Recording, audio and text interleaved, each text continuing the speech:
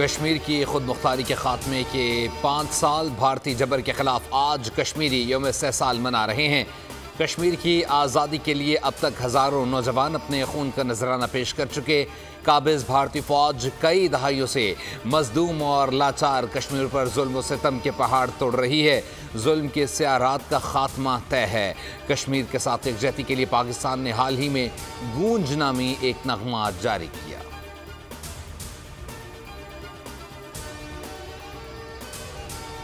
وزیراعظم شہباز شریف کا کشمیریوں کے ساتھ اظہار یکجہتی کے لیے مظفر آباد کا دورہ بھی متوقع ہے۔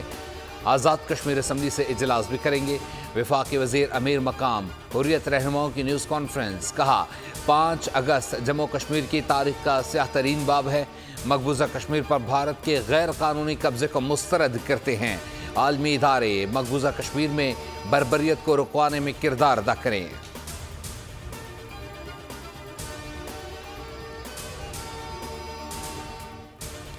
یوم استحصال کے موقع پر مسلح افواج کی قیادت کا مقبوضہ جموں کشمیر کے دلیر اور غیور عوام کے ساتھ اظہار یکجہتی۔ Chairman joint chief of staff committee services chief اور مسلح افواج کا خصوصی پیغام، کہا کشمیریوں کے حصول حق خود ارادیت کی جائز اور طویل جدوجہد کی حمایت مکمل کرتے ہیں۔ بھارتی فورسز کے بین الاقوامی قوانین کی اور انسانی حقوق کی مسلسل خلاف ورزیاں انتہائی قابل مذمت ہیں۔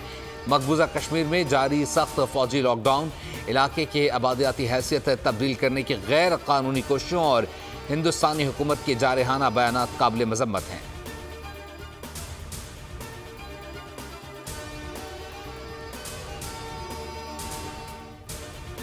کراچی میں بارش، لیاری، چاکی واڑہ اور کھڈا مارکیٹ میں مکانوں کی چھتیں گرنے سے 2 افراد جاں بحق، 9 زخمی ہو گئے۔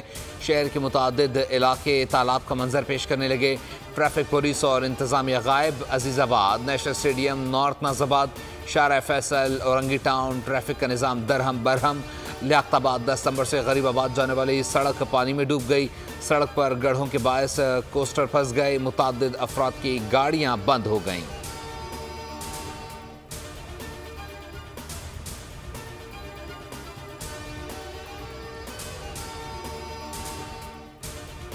پی ٹی آئی کی مخصوص نشستوں کا معاملہ، وفاقی حکومت کی آج قومی اسمبلی اور سینٹ کے اجلاس میں حکمراں اتحاد کے ارکان کی حاضری یقینی بنانے کی ہدایت۔ حکومتی اتحاد کی زیادہ سے زیادہ تعداد ظاہر کرنے کا مقصد سپریم کورٹ کے فیصلے کے خلاف سیاسی یکجہتی کا اظہار کرنا ہے۔